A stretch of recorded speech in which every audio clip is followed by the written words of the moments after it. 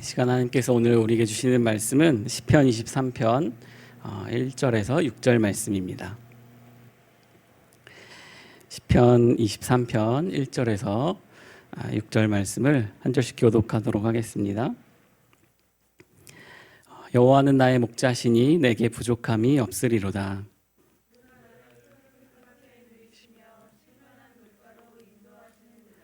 내 영혼을 소생시키시고 자기 이름을 위하여 의의 길로 인도하시는도다.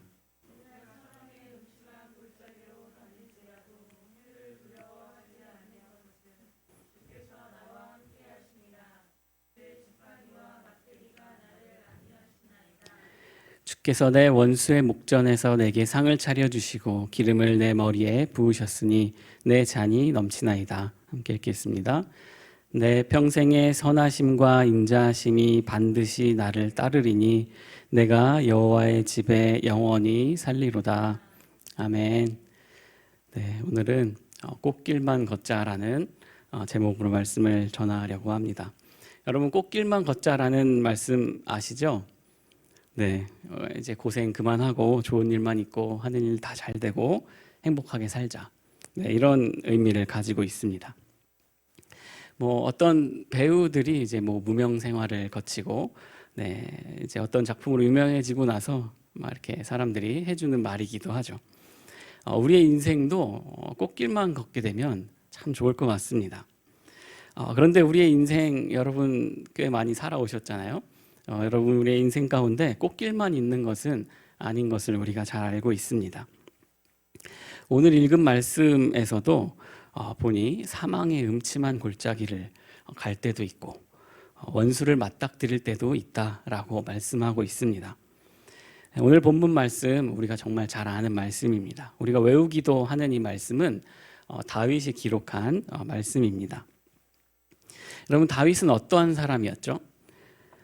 다윗은 이새의 아들, 여러 아들 중에 막내였습니다. 또 어린 나이 때부터 집안의 힘든 일들을 도맡아 한 사람이었습니다. 그런데 그만한 대접은 받지 못했던 것 같습니다. 가족들에게 귀히 여김을 받지 못했던 것 같습니다.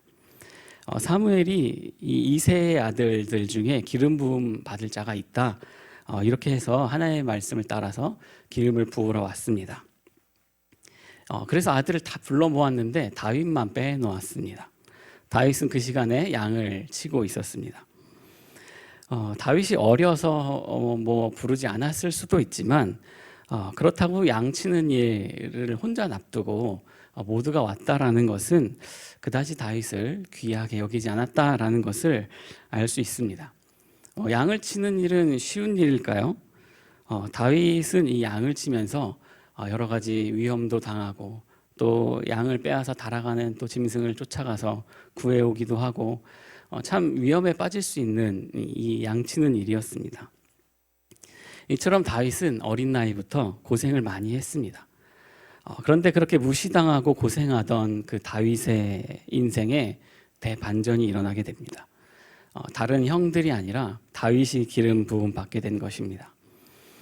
그 당시에 누군가에게 기름을 붓는다라는 것은 왕이나 제사장에게만 하던 행위였습니다. 의식이었습니다.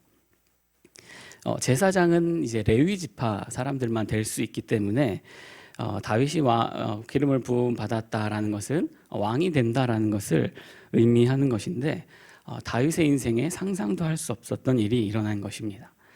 그뿐만이 아니었습니다.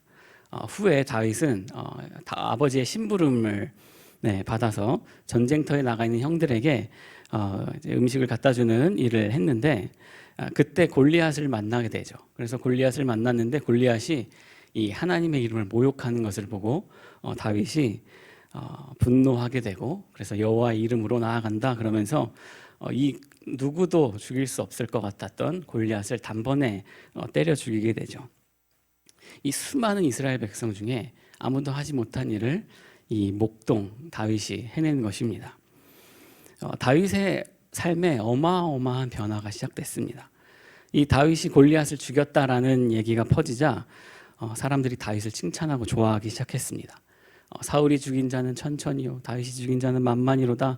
막 이렇게 다윗을 막 높이며 다윗을 좋아하고 사람들이 다윗의 인기가 하늘을 찌르게 된 것이죠. 다윗은 이제 그 동안에 무시당하고 또 서름 받았던 그 모든 것들이 이제 끝나고 이제 주목받는 사람으로 이제 중요한 사람으로 살게 될 것 같았습니다. 꽃길만 걷게 될 줄 알았던 것이죠.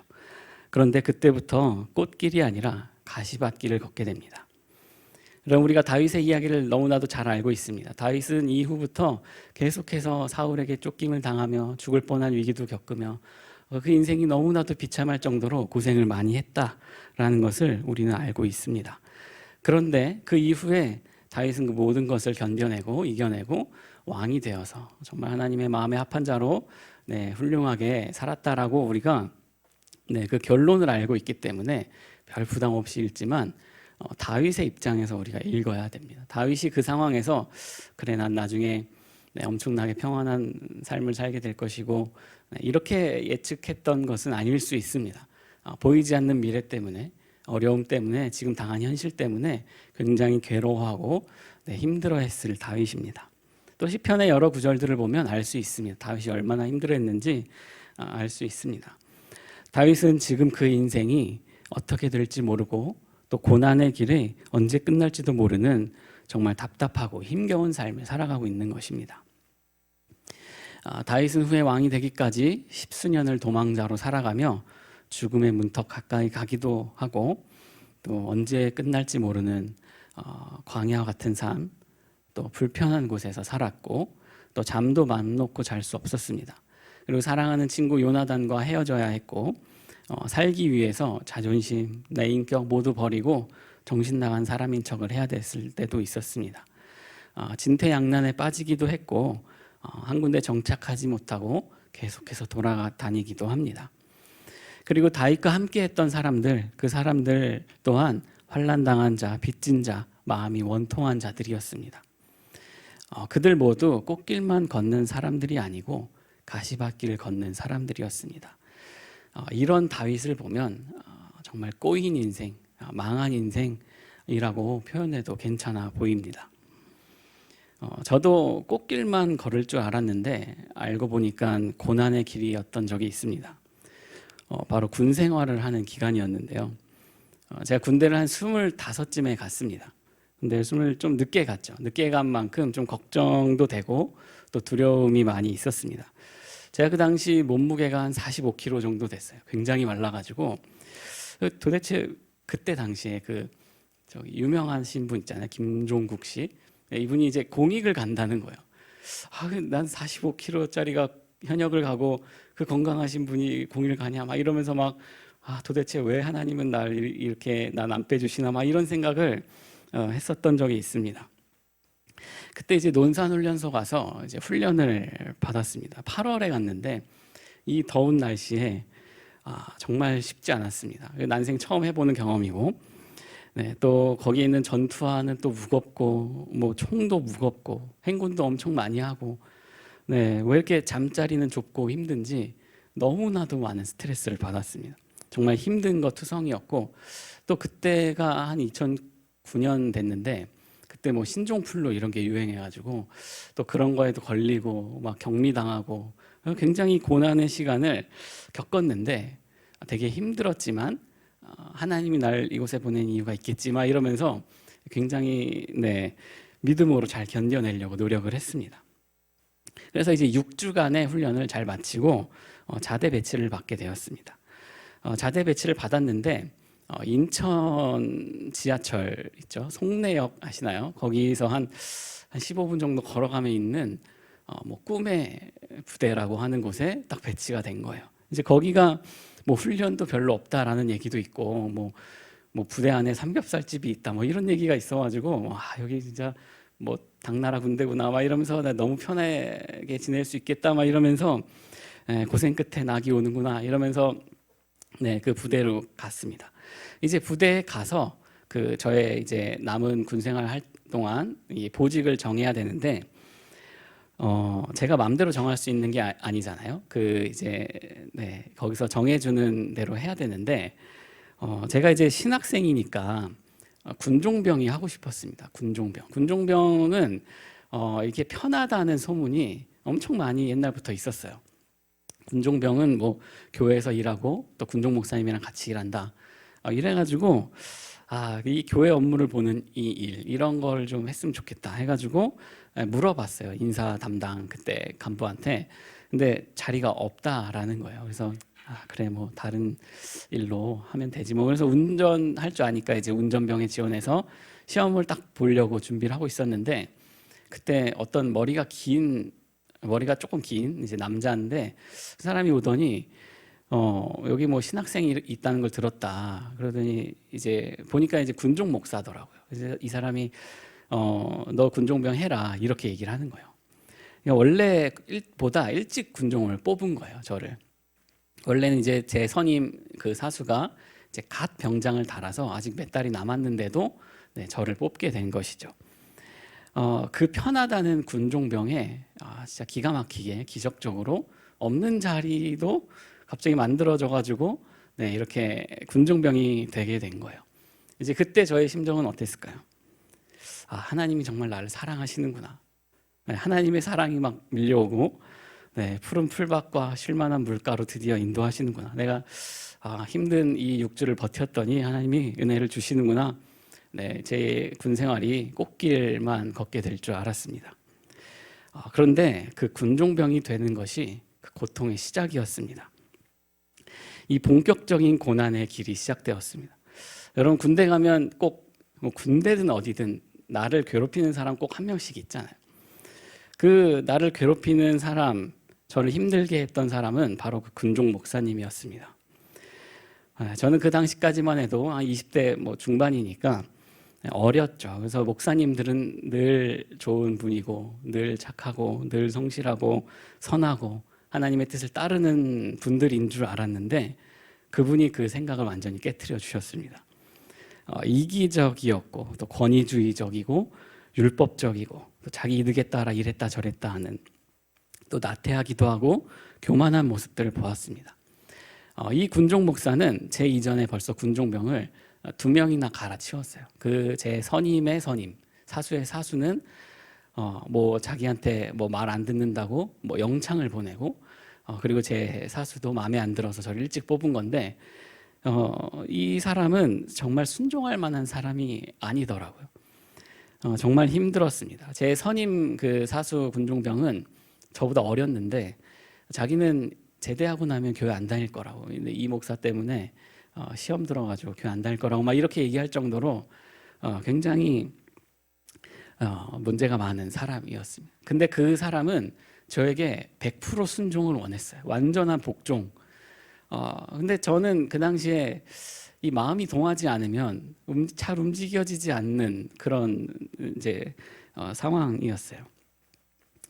조금 섬기고 싶은 마음이 조금도 없는데 완전한 순종과 복종을 해야 되니까 제가 너무나도 힘들더라고요. 이 마음이 어려웠습니다. 제 얼굴에 근심과 이 슬픈 빛이 가득해서 오죽했으면 이 부대의 선임들이 저를 막 상담해 줬어요. 여러분 군종병이 무슨 역할이죠? 힘든 사람을 상담해 주는 게 군종병인데 오히려 제가 막 상담을 받고 정말 얼마나 힘들었어요. 부대 사람들도 사실 그 목사가 이상하다는 거 다 알았어요. 그래서 정말 너 고생이 많다. 막 그 뭐 중대장까지도 그 목사 왜 그러냐고 안 믿는 사람인데 막 이럴 정도로 제가 오히려 사람들한테 세상 사람들한테 위로를 받고 목사한테 갈굼을 당하는 막 이런 상황에 처하게 됐습니다. 뭐 누구나 그렇겠지만 이 얘기를 하면 제가 밤을 새워야 됩니다. 이 자리에서 다 이야기할 수 없지만 참 제 인생에서 뭐 가장 힘든 시기를 꼽으라면 그때를 뽑을 수 있을 것 같아요. 10년도 더 지났죠. 지금 돌아보면 꼭 배워야 될 것들을 배웠다라는 생각이 듭니다. 제가 제대하고 나오는 그날을 아직도 저는 기억해요. 제대하고 이제 집에 오는 길에 뭐 물론 되게 감사했어요. 군대에서 사고도 많고 뭐 이런데 무사히 잘 제대하게 해주신 하나님께 너무나도 감사를 드렸지만 한편으로는 하나님이 왜 나를 건져주시지 않았을까 뭐 이런 생각이 계속해서 들었어요. 한편으로는 내가 기도를 그렇게 하고 하나님께 부르짖었는데 왜 하나님은 나를 이 자리에서 건져주시지 않았을까? 이러한 이 씁쓸함과 이 뭔가 하나님에 대한 원망이 막 나오는 이 마음을 가지고 돌아왔던 그 길을 제가 아직도 기억합니다. 물론 지금 생각하면 그 시간이 너무나도 필요했다라고 정말 절실하게 느낍니다. 그런데 이제 꼭 배워야 될 것들, 그것이 뭐냐라고 하면 여호와는 나의 선한 목자가 되신다라는 것을 배웠다라는 것을 느낍니다. 나를 가장 잘 아시고 내게 지금 필요한 것이 무엇인지 가장 잘 아시는 분이 나를 이끌어가고 계신다라는 것을 배웠습니다.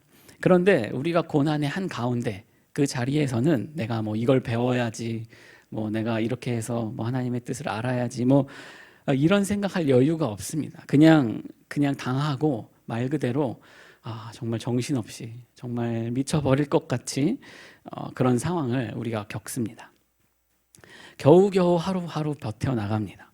죽지 못해 살아간다라는 이야기가 나올 정도로 힘듭니다. 그런데 그 사망의 음침한 골짜기를 지날 때에 그 원수의 목전에서 나를 최선의 길로 인도하고 계시다라는 것을 우리가 깨달아야 합니다. 내가 해야 될 것은 내가 어느 곳을 지나고 있든지 하나님이 나의 목자가 되시고 나를 가장 선한 길로 인도하고 계시다라는 것을 굳게 믿는 것뿐입니다. 그래서 하나님은 저에게 꼭 필요한 곳에 보내셨고 꼭 필요한 훈련을 하게 하셨다라고 믿습니다. 제가 깎여지고 또 다듬어져야 될 부분들이 많이 있어서 하나님께서 그렇게 하셨다고 생각을 합니다. 여러분, 근데 꼭 이제 당하기만 하라는 법은 없듯이 저는 마치 다윗이 사울을 이제 없애버릴 그런 기회가 있었던 것처럼 저도 그러한 기회가 몇 번 있었습니다. 이 군종 그 목사는 이 군종 병과 그 군종 목사나 뭐 법사나 뭐 이런 신부님들 이런 군종 병과에서 조금 예의주시하던 사람이었다라고 하더라고요. 다른 군종 목사형한테 듣기로는 뭐 훈련소에서도 훈련도 제대로 안 받고 뭐 말썽 일으켰다 그러고 부대에서도 모두 좋아하지 않는 사람이었습니다.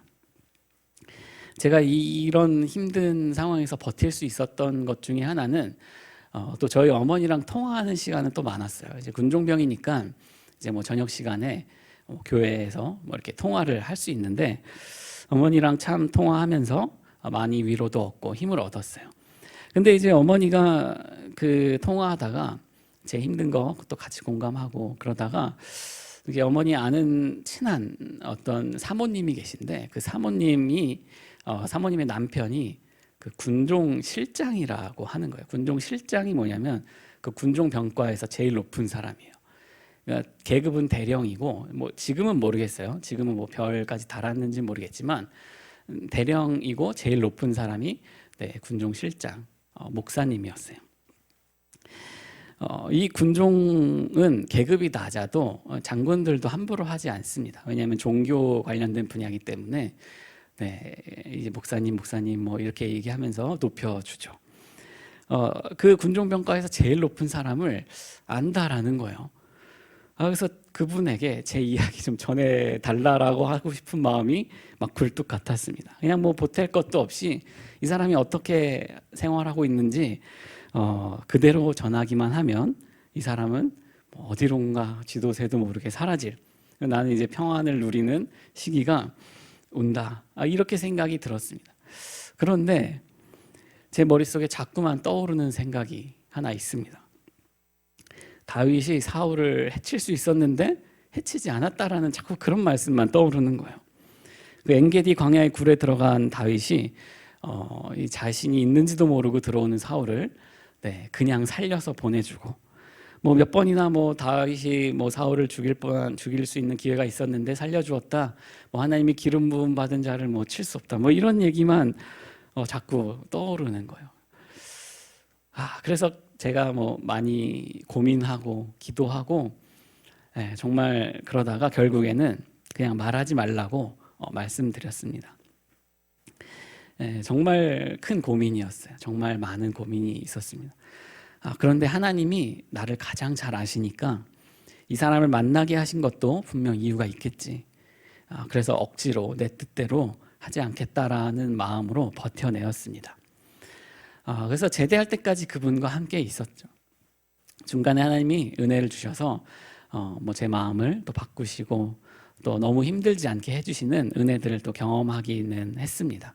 그래서 끝까지 무사히 군 생활을 마칠 수 있었는데 그 상황, 너무 힘든 상황, 그 가운데서 고통을 당했던 그것은 아직도 잊혀지지가 않습니다. 네, 꽃길만 걸을 줄 알았던 제 군 생활이 온통 가시밭길 뿐이었다라고 이렇게 이야기할 수 있습니다. 여러분, 우리는 봄을 기다립니다. 이 추운 겨울을 지나고 나면 봄이 옵니다. 일제치하에 고통당할 때 쓰였던 그 빼앗긴 들에도 봄은 오는가라는 그 이상화 시인의 시처럼 우리는 봄, 이 회복을 간절히 기다립니다. 그런데 우리가 꼭 기억해야 하는 사실이 있습니다. 봄은 반드시 오는데 봄이 지나고 또 겨울도 또 온다라는 것입니다. 우리의 인생이 그렇습니다. 봄, 여름, 가을, 겨울이 다 있듯이 우리의 인생에 기쁨과 행복도 있지만 우리의 아픔과 고통도 함께 찾아온다라는 것입니다. 그렇다면 우리는 봄만 바라보며 살아야 될까요? 봄이 오면 기뻐하고 겨울이 오면 힘들어하는 그런 삶을 사는 것이 예수님이 원하는 삶일까요? 사랑하는 여러분, 꽃길만 걷는다라는 것은 우리의 인생이 남들 보기에 잘 풀리고 또 남들보다 더 잘 살고 더 나은 인생을 사는 것이 아닙니다.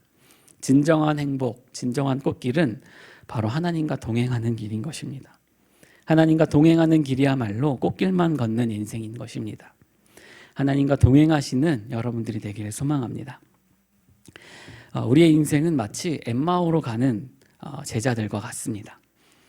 누가복음 24장에 나오는 이 엠마오로 가는 두 제자들은 12제자는 아니었지만 예수님과 굉장히 가까웠던 제자 중에 제자였던 것 같습니다. 이 십자가 사건 이후 글로바라는 사람과 또 다른 제자가 예루살렘에서 이제 엠마오로 가는 그 여정 가운데 이 부활의 소식을 듣고도 예루살렘을 떠나서 엠마오로 가는 것입니다.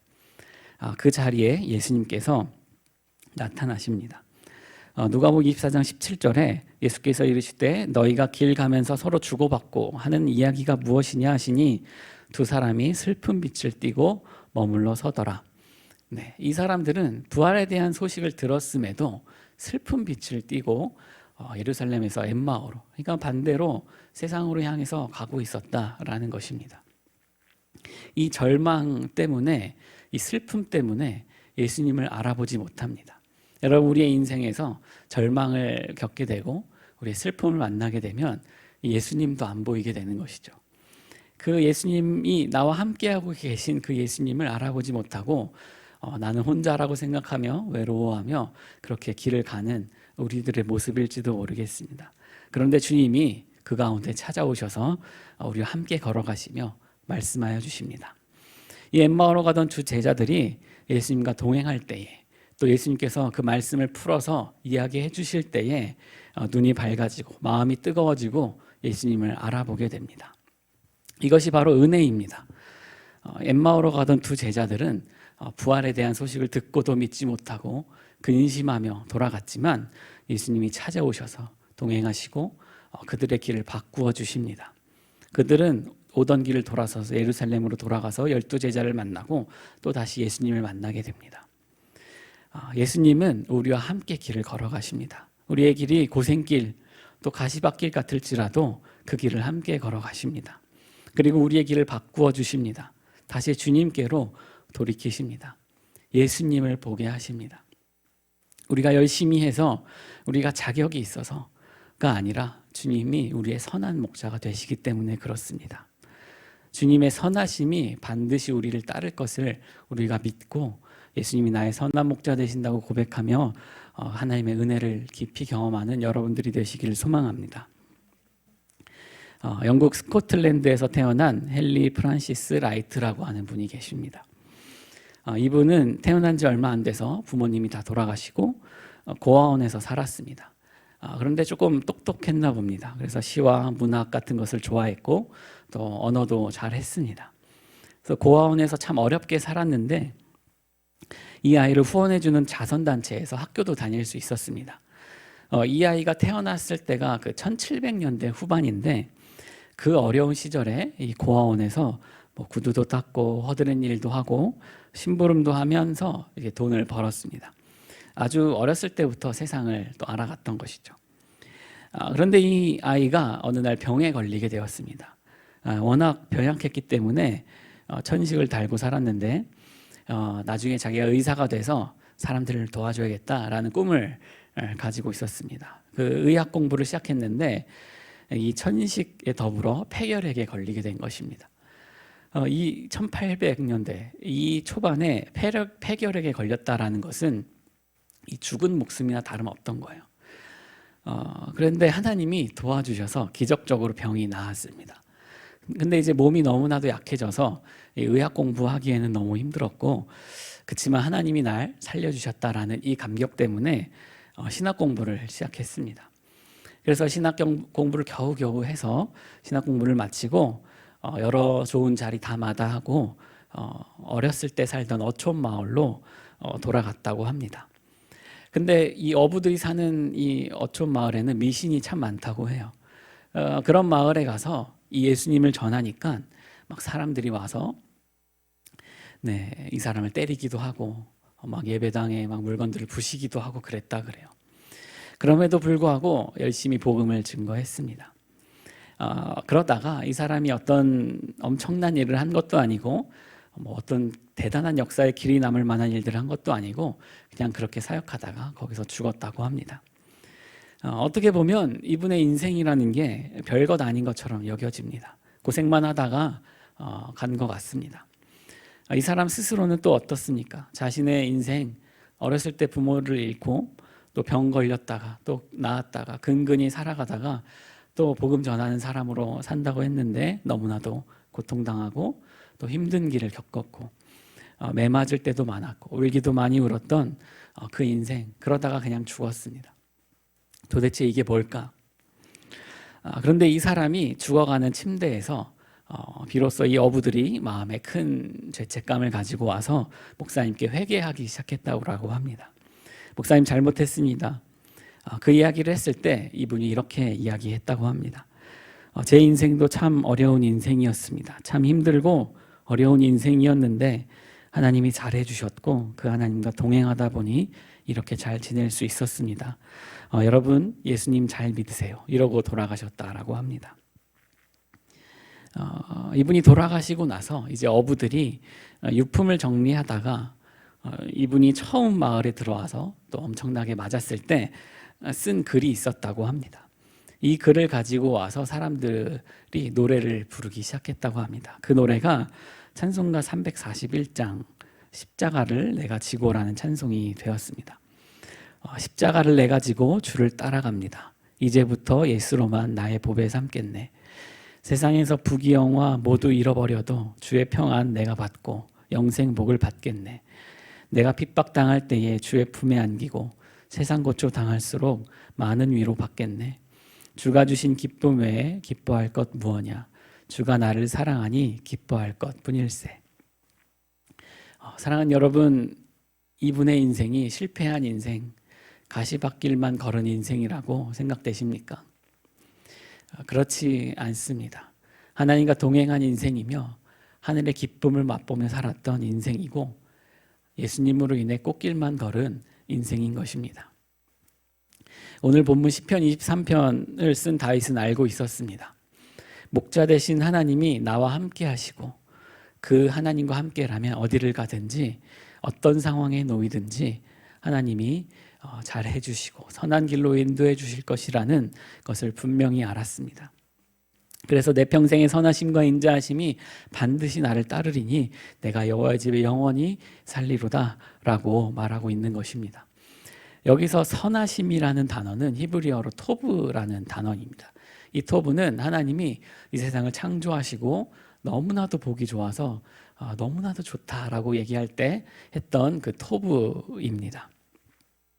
모든 게 완벽하게 창조에 되었던 그 심이 좋았다라는 말을 나에게 하시는 것입니다. 주님이 보시기에 가장 좋은 길로 인도하실 것을 다윗은 믿었던 것입니다. 우리는 어떻습니까? 우리가 인생을 살아가는 동안에 여러 가지 힘들고 어려운 일을 만날 때마다 내 인생은 왜 이렇게 안 풀리는 거야?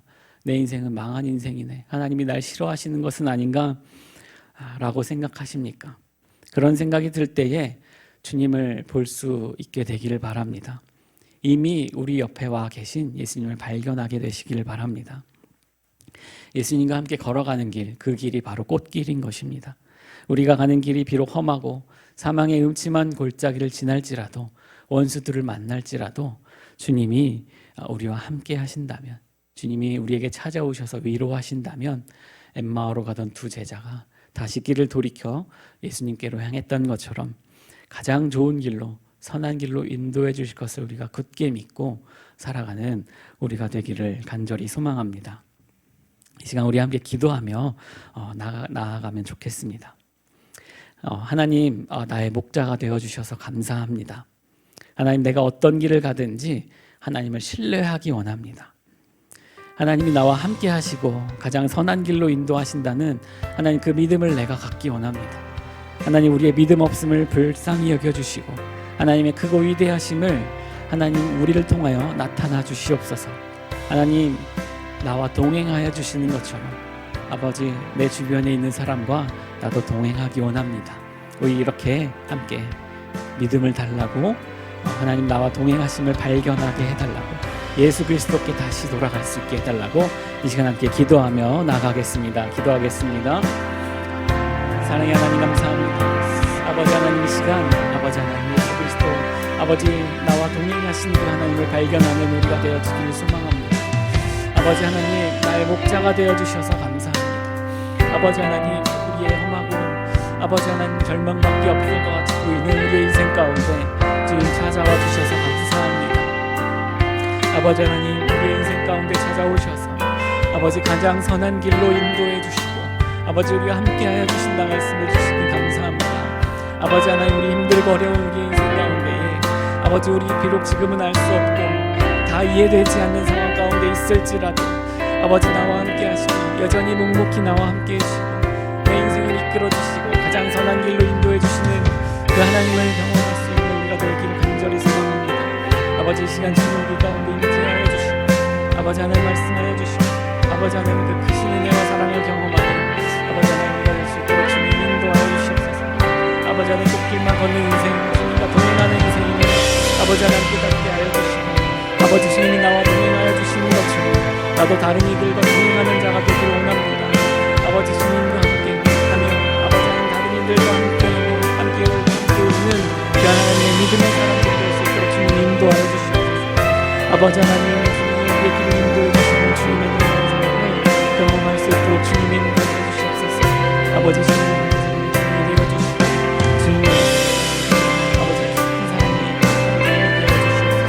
십자가를 내가 지고 갈 때 주님으로 인해 평안한 인생, 주님으로 인해 기쁨을 누리는 인생, 영생복을 받는 인생 될 수 있도록 아버지 하나님 인도해 주시고 아버지 하나님 붙들어 주시옵소서. 주님 하나님 인도해 주시고